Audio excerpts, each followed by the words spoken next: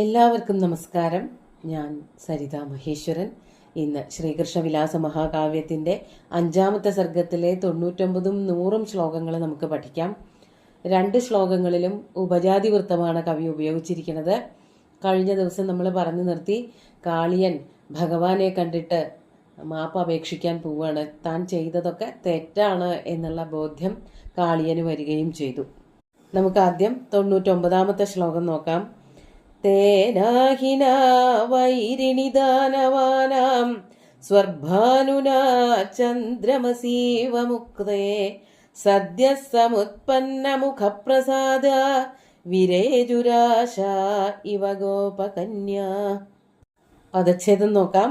തേന അഹിന വൈരിണി ദാനവാനാം സ്വർഭാനുനാ ചന്ദ്രമസീ ഇവ മുക്തേ സദ്യ സമുത്പന്ന മുഖപ്രസാദ വിരേജു ആശ ഇവ ഗോപകന്യ.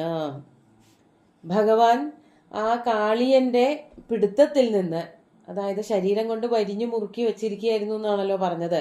കഴിഞ്ഞ ദിവസം നമ്മൾ പറഞ്ഞത് അതിൽ നിന്ന് ഒരു ജ്ഞാനിയായിട്ടുള്ള ആള് മുക്തിക്ക് വേണ്ടിയിട്ട് എന്ന പോലെ അതിൽ നിന്നും, ആ കെട്ടിവരിയലിൽ നിന്നും രക്ഷപ്പെട്ടു, അല്ലെങ്കിൽ അവിടെ നിന്ന് മാറി നിന്നു എന്നാണ് പറഞ്ഞത്. ഇവിടെ ആ കെട്ടിവരിയലിൽ നിന്ന് മാറിയപ്പോൾ എന്താണ് അവിടെ ഉണ്ടായത്, ഗോപസ്ത്രീകളൊക്കെ എന്താണ് അനുഭവിച്ചത് എന്നാണ് പറയണത്. തേന അഹിന, ആ അഹിയാൽ, ആ പാമ്പ്, അഹി എന്ന് പറഞ്ഞാൽ പാമ്പാണല്ലോ, പാമ്പിന്റെ ചുറ്റിവരിയലിൽ നിന്നും മുക്തനായപ്പോൾ, തേന അഹിന ദാനവാനാം വൈരിണി മുക്തേ, അതാണ് പ്രധാന വാക്യം. ആ പാമ്പിന്റെ കെട്ടിവരിയലിൽ നിന്നും ചുറ്റിവരിയലിൽ നിന്നും ദാനവാനാം വൈരിണി, ദാനവാനാം വൈരിണി എന്ന് പറഞ്ഞാൽ ദാനവന്മാരുടെ, അസുരന്മാരുടെ ശത്രു എന്ന് പറഞ്ഞാൽ ഭഗവാൻ ശ്രീകൃഷ്ണനെയാണ് ഇവിടെ ഉദ്ദേശിക്കുന്നത്. ഭഗവാൻ ശ്രീകൃഷ്ണൻ കാളിയന്റെ ചുറ്റലിൽ നിന്നും വരിഞ്ഞു മുറുക്കി കെട്ടിവെച്ചിരിക്കുകയാണല്ലോ, അതിൽ നിന്നും മുക്തനായപ്പോൾ ഏതുപോലെ എന്നൊരു ഉപമാലങ്കാരം അവിടെ പറയാണ്. സ്വർഭാനുന ചന്ദ്രമസി ഇവ മുക്തേ, സ്വർഭാനുന ചന്ദ്രമസി ഇവ. സ്വർഭാനു എന്ന് പറഞ്ഞാൽ രാഹുവിനെയാണ് പറയാ. രാഹു ഇടയ്ക്കിടയ്ക്ക് ചന്ദ്രനെയും സൂര്യനെയൊക്കെ വിഴുങ്ങാറുണ്ട്. അതുപോലെ തന്നെ ഈ അങ്ങനെ വിഴുങ്ങണത് കൊണ്ട് രാഹുവിനെയൊക്കെ പാമ്പായിട്ടും കൽപ്പിക്കാറുണ്ട്. ഇവിടെ ചന്ദ്രൻ എങ്ങനെയാണോ സ്വർഭാനുവിന്റെ, അതായത് രാഹുവിന്റെ ആ പിടുത്തത്തിൽ നിന്നും മുക്തനായത്, അപ്പൊ കൂടുതൽ ശോഭിക്കും. അതുവരെ ഒരു ഇരുട്ടാണ് ഉണ്ടാവുക, ആ ഇരുട്ട് മാറിയിട്ട് നല്ല തെളിച്ചുണ്ടാവും. അതുപോലെ എന്താണ് ഉണ്ടായത് എന്ന് അടുത്ത വരികളിൽ പറയുന്നുണ്ട്. ശരിക്കും ഇന്ന് നമ്മൾ അതിനെ പറയണത് ഗ്രഹണമാണ്. ഗ്രഹണത്തിന് പണ്ട് കാലത്ത് പറഞ്ഞിരുന്നത് രാഹുവും കേതുവും ഒക്കെ 2 ദുഷ്ടഗ്രഹങ്ങളാണ്. അവര് വന്ന് ചന്ദ്രനെയും സൂര്യനെയൊക്കെ മിണുങ്ങുകയാണെന്നാണ് പറയണത്. അത് എന്തുകൊണ്ടാണെന്ന് വെച്ചാൽ, അമൃത് കഴിച്ചപ്പോൾ, ഈ ദേവന്മാരുടെ കൂട്ടത്തിൽ ഇരുന്നു കൊണ്ട് അമൃത് ഭക്ഷിച്ചപ്പോൾ രാഹുവിനെയും കേതുവിനെയും കാണിച്ചു കൊടുത്തത് സൂര്യചന്ദ്രന്മാരാണത്രേ ഭഗവാന്.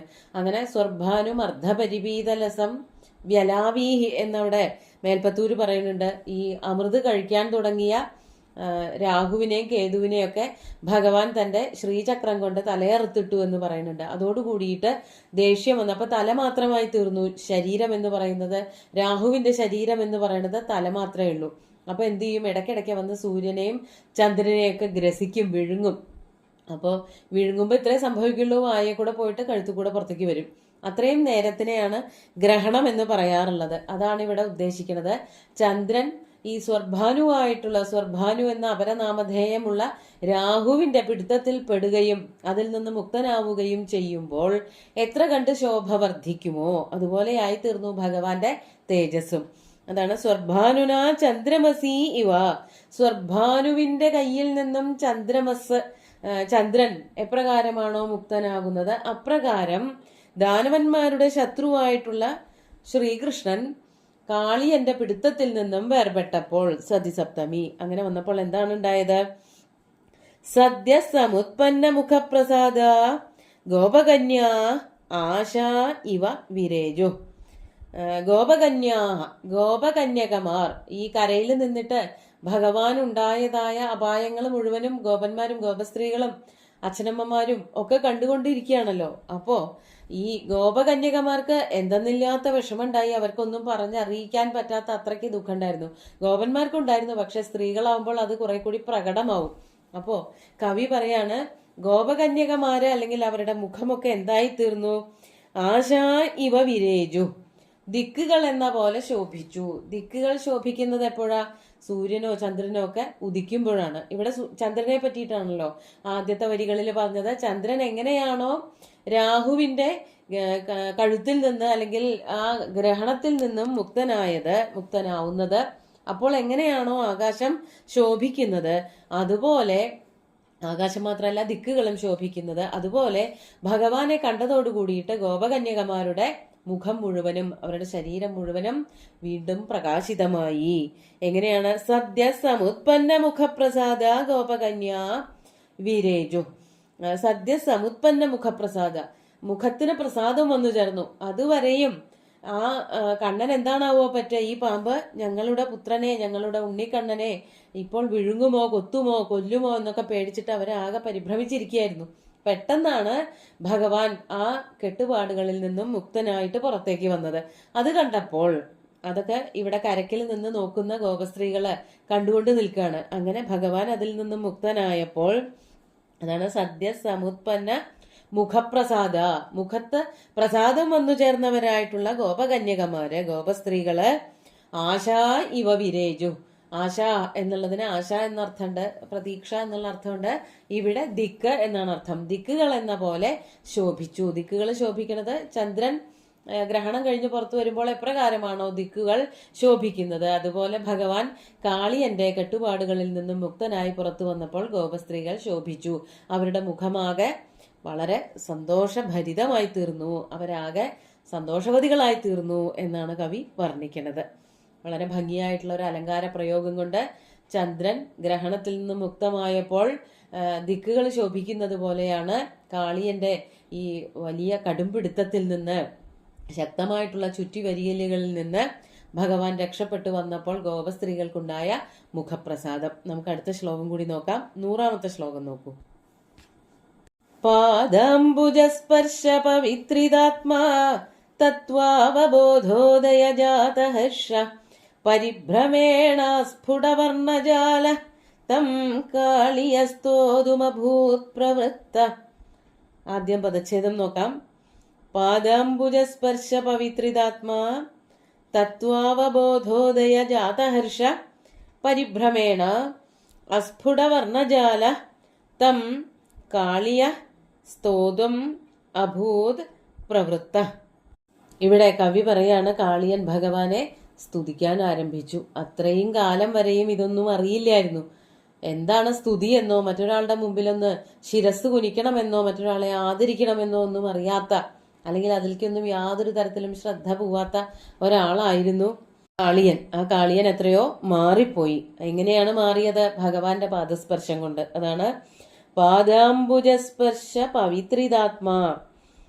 ഭഗവാന്റെ പാദങ്ങളാകുന്ന അംബുജം, താമരപ്പൂ പോലെയുള്ളതായ കാലുകള്, ആ കാലുകളുടെ സ്പർശം കൊണ്ട് ഭഗവാന്റെ കാല് തൊട്ടപ്പോൾ പവിത്രിതമായ, പുണ്യമായി തീർന്ന, പുണ്യശാലിയായി തീർന്നു കാളിയൻ. അതാണ് പവിത്രിതാത്മാ, വളരെ പുണ്യവാനായി തീർന്ന ആ കാളിയൻ. പാദാംബുജ സ്പർശ പവിത്രിതാത്മാ.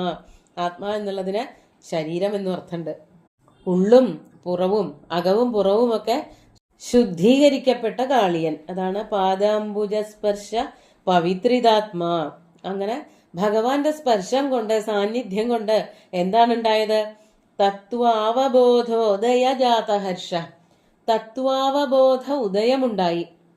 തത്വാവബോധം എന്ന് പറഞ്ഞാൽ എന്താണ് ശരി, ഏതാണ് തെറ്റ്, ആരെയാണ് ഭജിക്കേണ്ടത്, എന്താണ് ഈശ്വര സങ്കല്പം എന്നൊക്കെ നല്ലവണ്ണം തിരിച്ചറിവ് വന്നവനായി തീർന്നു. അതാണ് തത്വാവബോധ ഉദയം എന്ന് പറയുന്നത്. തത്വജ്ഞാനമുണ്ടായി, യഥാർത്ഥ ജ്ഞാനമുണ്ടായി. അതുകൊണ്ട് വളരെയധികം സന്തോഷവും വന്നു. അതാണ് തത്വാവബോധോദയ ജാതഹർഷ. വളരെ സന്തോഷം അനുഭവിക്കുന്നവനായ, എന്താണ് താൻ ചെയ്ത തെറ്റുകളെന്ന് തിരിച്ചറിവ് വന്നവനായ, തത്വാവബോധം എന്താണെന്ന് മനസ്സിലാക്കിയവനായ കാളിയൻ. തത്വാവബോധോദയ ജാതഹർഷ. വളരെ സന്തോഷവാനായിട്ടുള്ള കാളിയൻ ഭഗവാനെ സ്തുതിക്കാൻ ആരംഭിച്ചു. അതാണ് പരിഭ്രമേണ അസ്ഫുടവർണജാല കാളിയ തം സ്തോതും പ്രവൃത്ത അഭൂത്. അങ്ങനെയാണ് അന്വയം വരണത്. അങ്ങനെ കാളിയൻ വാക്കുകളൊന്നും വ്യക്തമായിട്ട് വരുന്നില്ല, കാളിയന് പറയാൻ പറ്റണില്ല. അതാണ് പരിഭ്രമേണ അസ്ഫുടവർണജാല കാളിയ. പരിഭ്രമം എന്നുള്ളത് കൊണ്ട് ഈ ചവിട്ടി മെതിക്കുകയായിരുന്നല്ലോ, അപ്പൊ തല നല്ലവണ്ണം കറങ്ങി പോയിട്ടുണ്ട്. മലയാളത്തിലെ പരിഭ്രമമല്ല, പരിഭ്രമം എന്ന് പറയുമ്പോൾ ചുറ്റി കറങ്ങുക എന്നൊക്കെയുള്ള അർത്ഥത്തിലാണ് പ്രയോഗിച്ചിരിക്കുന്നത്. അപ്പൊ പരിഭ്രമേണ തല നല്ലവണ്ണം കറങ്ങുന്നുണ്ട്, ചവിട്ടുകൊണ്ട് നല്ലവണ്ണം വേദന എടുക്കുന്നുണ്ട്. അതുപോലെ തന്നെ തലയ്ക്ക് ഒരു ഓളം മാറിയിട്ടില്ല. എന്നാലും അങ്ങനെയൊക്കെ ആണെങ്കിലും തത്വാവബോധം വന്നതുകൊണ്ട് ഭഗവാനെ സ്തുതിക്കണം എന്നുള്ള തോന്നലുണ്ടായി. അതാണ് പരിഭ്രമേണ. പരിഭ്രമം വന്നതുകൊണ്ട് തന്നെ തലയ്ക്ക് ഒരു ക്ഷീണം വന്നിട്ടുണ്ട്, എങ്കിലും മനസ്സൊട്ടും ക്ഷീണിച്ചിട്ടില്ല. അസ്ഫുട വർണ്ണജാല കാളിയ. നന്നായി വാക്കുകളൊന്നും ഉച്ചരിക്കാൻ പറ്റണില്ല, അതാണ് അസ്ഫുട വർണ്ണജാല. വർണ്ണജാലങ്ങളൊക്കെ അസ്ഫുടമാണ്, വ്യക്തമായിട്ട് ഉച്ചരിക്കാൻ സാധിക്കുന്നില്ല എങ്കിൽ പോലും കാളിയൻ എന്ത് ചെയ്തു? തം, ആ ശ്രീകൃഷ്ണനെ, അങ്ങയെ, ഭഗവാനെ സ്തോതും പ്രവൃത്ത അഭൂത്. സ്തോതും സ്തുതിക്കുവാൻ, പ്രവൃത്ത അഭൂത് എന്ന് പറഞ്ഞാൽ ആരംഭിച്ചു. ഭഗവാനെ സ്തുതിക്കാൻ തുടങ്ങി. വാക്കുകള് അല്ലെങ്കിൽ അക്ഷരങ്ങളൊന്നും വ്യക്താവുന്നില്ല, എന്നാലും സ്തുതിക്കണം എന്നുള്ളത് മനസ്സിലായി. അങ്ങനെ കാളിയൻ ഭഗവാനെ സ്തുതിക്കാൻ തുടങ്ങി എന്നാണ് കവി വർണ്ണിക്കുന്നത്. അടുത്ത ശ്ലോകങ്ങളിലാണ് എന്താണ് കാളിയൻ സ്തുതിച്ചതെന്ന് മനസ്സിലാക്കാൻ പറ്റുക. ഇപ്പോൾ ഈ 2 ശ്ലോകങ്ങളും ഒന്നുകൂടിയും ചൊല്ലി നോക്കാം. തേനാഹിന വൈരിണിദാനവാനാം സ്വർഭാനുന ചന്ദ്രമസീവ മുക്തേ സദ്യ സമുത്പന്ന മുഖപ്രസാദ വിരേജുരാശ ഇവ ഗോപകന്യാ പാദാംബുജസ്പർശ പവിത്രിതാത്മാ തത്വാവബോധോദയ ജാതഹർഷ പരിഭ്രമേണ സ്ഫുടവർണജാല തം കാളിയസ്തോതുമഭൂത് പ്രവൃത്ത. അവ്യക്തമായ അക്ഷരങ്ങളോട് കൂടിയിട്ട് കാളിയൻ ഭഗവാനെ സ്തുതിക്കാൻ ആരംഭിച്ചു എന്ന് പറഞ്ഞുകൊണ്ട് ഈ ഒരു ശ്ലോകം അവസാനിപ്പിക്കുകയാണ് കവി. സുന്ദരമായിട്ടുള്ള 2 ശ്ലോകങ്ങളും ഭഗവാന്റെ കാൽക്കൽ അർപ്പിച്ചുകൊണ്ട് ഗുരുവായൂരപ്പനെ സാഷ്ടാംഗം നമസ്കരിച്ചുകൊണ്ട് എല്ലാവർക്കും ശുഭദിനം നേർന്നു നിർത്തട്ടെ. നന്ദി.